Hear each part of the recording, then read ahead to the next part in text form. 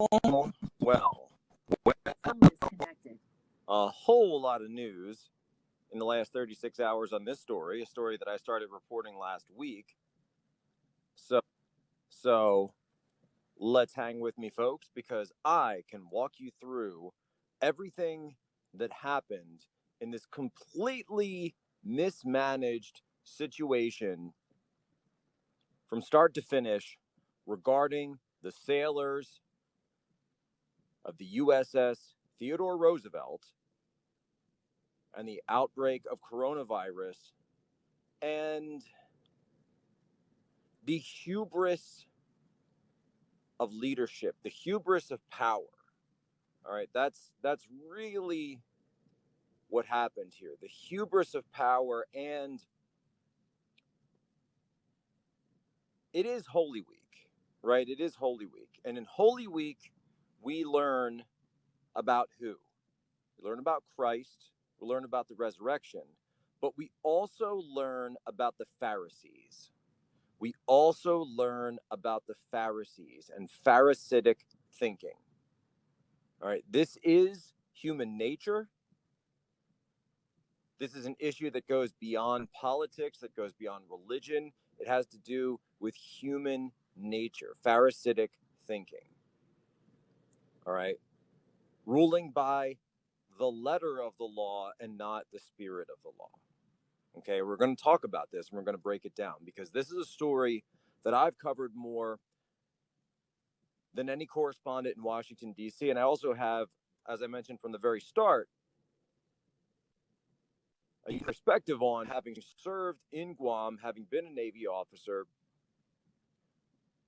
having put the interests of the sailors first, the men and women of the Theodore Roosevelt, because that's what this is about. That's what this is about. This is about them. This is about their safety. And who put their safety first? All right, it's not necessarily about Captain Crozier. It's not necessarily about the Secretary of the Navy. It's about putting the men and women first, putting people first, right? When I became so give me a little background about my military service so you understand. I'm what's referred to as a Mustang.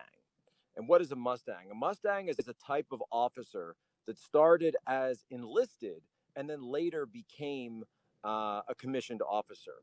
And for people who are outside of military circles, what does that mean? An enlisted is kind of like you're one of the working men, right? You're one of the workers.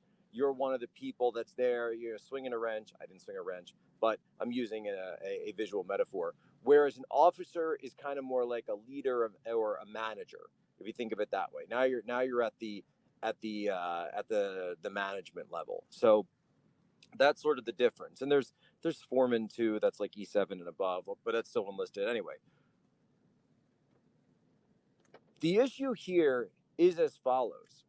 Starting on March 26th, the Secretary of the Navy announced in his public statement, his press conference at the Pentagon, that there had been an outbreak of coronavirus aboard the USS Theodore Roosevelt, that it had stopped its normally scheduled ports of call and would be pulling into Naval Base Guam for essentially for being able to for treating the sailors that had contracted coronavirus and quarantining everyone else.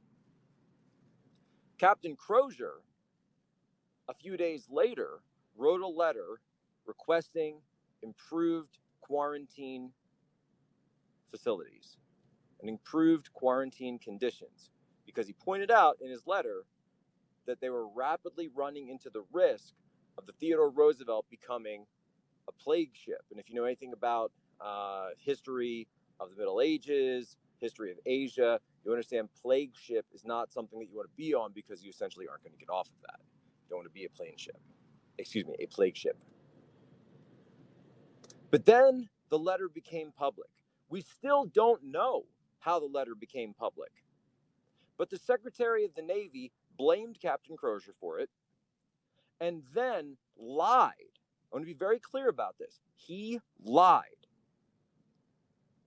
The Secretary of the Navy, former Secretary of the Navy at this point, lied and said that Captain Crozier revealed the status of that aircraft carrier in Guam. That is a lie. And I called him out for this several days ago on this Periscope. And a lot of conservatives gave me flack for it. A lot of conservatives gave me flack because they weren't following the facts and they weren't following the story as deeply as I have, and they weren't reporting on it as deeply as I have. And they were giving their hot takes on things based on the Secretary's statement and not looking at both sides of the story. How many times have I said that there are always two sides to a story? How many times have I said there are always two sides to a story? The Secretary of the Navy lied because Captain Crozier didn't reveal the status of the aircraft